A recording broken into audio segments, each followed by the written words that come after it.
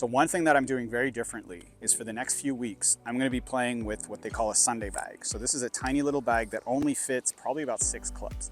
And that's how many I have in here right now. I have 5 clubs and a putter. And I've been playing with this for about a week now. I started with irons only. So my first attempt was 4 iron, 6 iron, 8 iron, pitching wedge, 54-degree wedge, and putter. Played 9 holes and loved it. I absolutely loved it. Now I have 3 wood, 5 iron, 8 iron, gap wedge, 60-degree wedge, and putter. I'm gonna head out onto the golf course soon and let's see how I do with these clubs. And then I'm playing different tee boxes also. I played the red tees last time. Today maybe I'll play the white tees or the blue tees, haven't decided yet.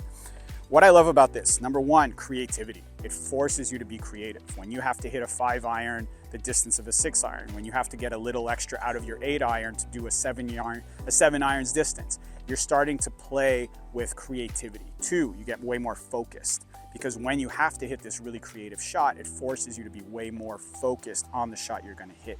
But my favorite part is the fact that this bag weighs nothing.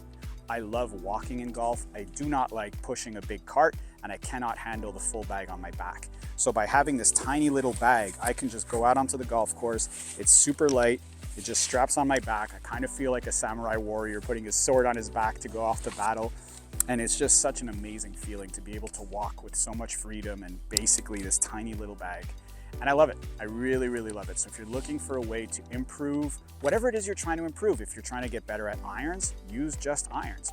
If you're trying to improve your creativity, put in a different mix of clubs. After this mix, I'll try something else. And I'm gonna do this for a few more weeks. Obviously, at some point, you gotta come back to the full bag, or maybe not, we'll see. But for now, this is part of my Zen Warriors approach to golf. I'm simplifying the game. I'm going back to the foundations of the game. I'm reteaching myself these technical foundations so that I can become a stronger player. And this is one of those situations where sometimes really crappy things happen for really good reasons. And I honestly think that playing the worst round I've played in 2 years was the best thing that could have happened to me because I'm gonna become such a better player because of it. So if you have any questions or comments about this approach to golf, I would love to hear from you. Is this something you've tried? If so, please share it in the comments. Would love to hear from you. Have an amazing day. Peace. So this is actually one of the holes from the 9-hole round with the 6 clubs I just mentioned. This is hole number 5 of the Heritage course at the Blainvilliers Golf Club.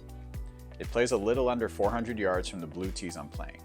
It's a slight dogleg right, and though there doesn't seem to be too much trouble, go too far right and you'll be blocked off from the green. And to the left, there's a series of mounds that can make your approach shot way more complicated. The green has 2 levels, and today's pin is tucked over here on the 2nd level, requiring a precise second shot if you want to get it close.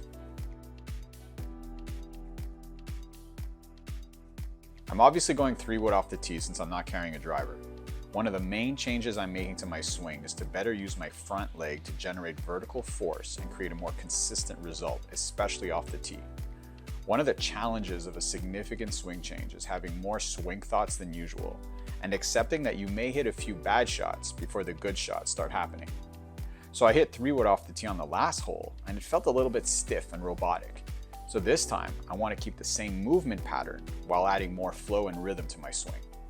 I'm visualizing a fade here to follow the shape of the fairway.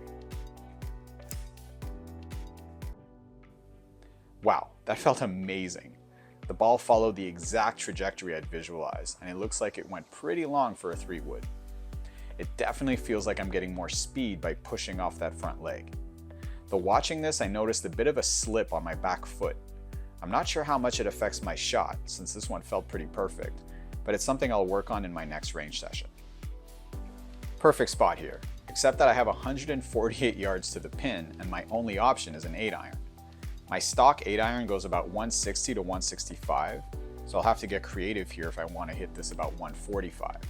I have a bit of a hurting wind, which actually works in my favor. So I'm gripping down and opening the club face just a tiny bit to hit a slight fade.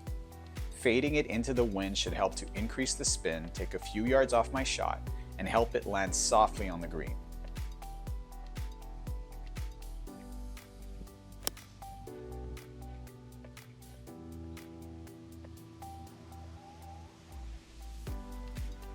Okay, that was the best shot I've hit so far this round.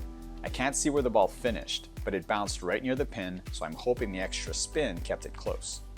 So my ball mark was right here, a few feet from the pin, which means it must have spun right to end up where it is, leaving me 12 feet for birdie. What a cool shot that was.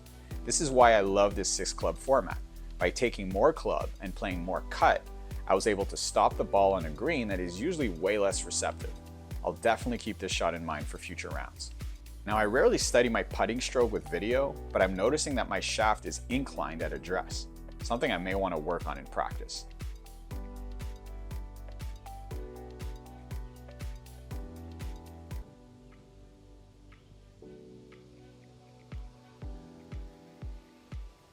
Missed the birdie putt, tap in for par, and walking off pretty excited about the 2 shots I just hit with the new swing changes. Peace.